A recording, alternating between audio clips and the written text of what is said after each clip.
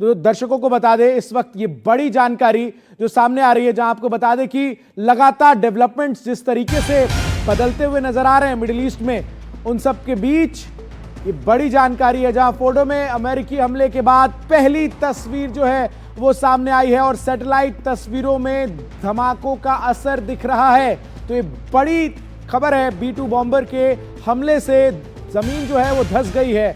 तो जिस जगह पर हमला किया अमेरिका ने, वहां की तस्वीरें अब जैसे जैसे सामने आ रही है, उन तस्वीरों से magnitude of attack and impact of attack जो है वो नजर आ रहा है। बहुत जरूरी हो जाता है आपका ये समझना कि उस इलाके में वो रिहायशी इलाके नहीं है, फोर्डो या आसपास के इलाके रिहायशी इलाके नहीं है, क्योंकि यहाँ पर न्यूक्लियर सेंटर्स चल रहे थे और न्यूक्लियर सेंटर्स ऐसा कहा जा रहा है कि 60% से ज़्यादा यूरेनियम यहीं पर संरक्षित रखा हुआ था और इसी की वजह से जिसका इस्तेमाल न्यूक्लियर पावर में किया जाता है। फोर्डो में अमेरिकी हमले के बाद की पहली तस्वीरें, आपको जो तस्वीरें दिखा रहे हैं उसके साथ साथ ये तेल अवीव की तस्वीरें हैं।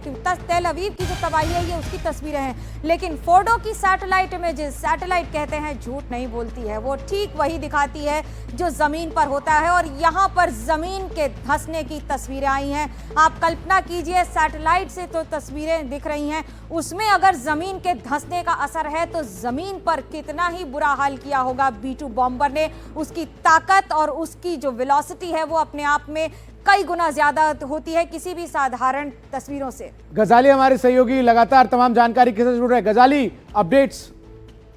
कि इस वक्त जो सैटेलाइट इमेज आई है अटैक हमले के बाद की, उसको समझने की कोशिश करते हैं और ये जो है पॉसिबल एंट्री पॉइंट्स हैं उस अंडरग्राउंड न्यूक्लियर एनरिचमेंट प्लांट की। और ये अंडरग्राउंड करीब 90 मीटर कह लें और कई फीट अंदर जो है वो न्यूक्लियर एनरिचमेंट प्लांट था जिसपे बंकर बस्टर बॉम्ब से हमला किया गया। और उसके बाद जो तस्वीरें आई हैं उसमें साफ दिख रहा है कि ये जो होल्स दिख रहे हैं आपको वो इम्पैक्ट है, उसका असर है। हालांकि ये देखने में तो बहुत छोटा लग रहा है लेकिन कई फीट अंदर तक इसका इम्पैक्ट या इसका असर देखने को मिला है। इसी तरह ये जो है वो उस बंकर का एंट्रेंस पॉइंट है और ऐसे 4 जो हैं इम्पैक्ट्स देखने को मिले हैं सरफेस पे।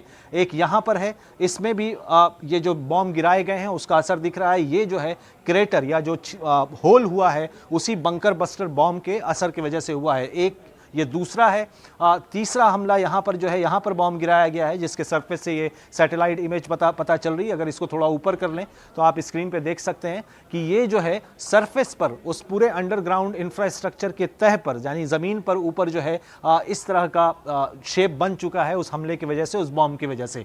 और अगर और इधर देखें, एक और हमला जो साफ साफ यहाँ पर असर दिख रहा है इस पर, आप यहाँ देखें कि इस तरह का इम्पैक्ट जो है कल रात जो अमेरिका ने बंकर बस्टर बॉम्ब्स अपने गिराए हैं उस इलाके पर, जहाँ जहाँ न्यूक्लियर इंफ्रास्ट्रक्चर जो है वो ज़मीन के काफ़ी अंदर है, उसके बाद भी जो है इस हमले की वजह से अब ये बताना काफ़ी मुश्किल है कि अंदर उसके कितना इम्पैक्ट हुआ है।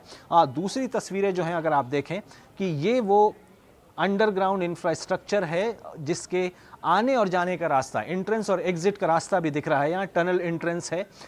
उस इलाके पर भी बॉम्ब का असर देखने को मिला है जहाँ पर बॉम्ब गिराया गया है। अब एक आखिरी जो है ये टनल एंट्रेंस जो है, पहले जहाँ से आना जाना करते थे इस पूरे क्षेत्र पर भी बॉम्ब का असर पड़ा है जो अमेरिका ने गिराया है। लेकिन इन सब के बावजूद जो संशय बना हुआ है वो ये है कि क्या इन बॉम्ब्स की वजह से जो अमेरिका और इजराइल ये क्लेम कर रहे हैं और ख़ुद डोनाल्ड ट्रंप जो बता रहे थे कि क्या अमेरिका का जो ईरान का जो न्यूक्लियर एनरिचमेंट प्रोग्राम है जी, क्या वो पूरी तरह से ध्वस्त हो गया है या नहीं। क्योंकि खबरें ये भी आ रही हैं और ईरान की तरफ से ये क्लेम किया जा रहा है, दावा किया जा रहा है कि इन हमलों से 2 दिन पहले वहीं की सैटेलाइट इमेज में ये भी देखा गया था कि इन न्यूक्लियर इनरिचमेंट इंफ्रास्ट्रक्चर या जो न्यूक्लियर लैब कह लें उसके बाहर कई ट्रक में कुछ सामान वहाँ से हटाया गया है। ईरान के कई जो उच्च अधिकारी हैं, कमांडर हैं मिलिट्री के भी और सिविलियन गवर्नमेंट के भी, वो भी ये बात कह रहे हैं कि हमले से 2 दिन पहले ही वहाँ से जो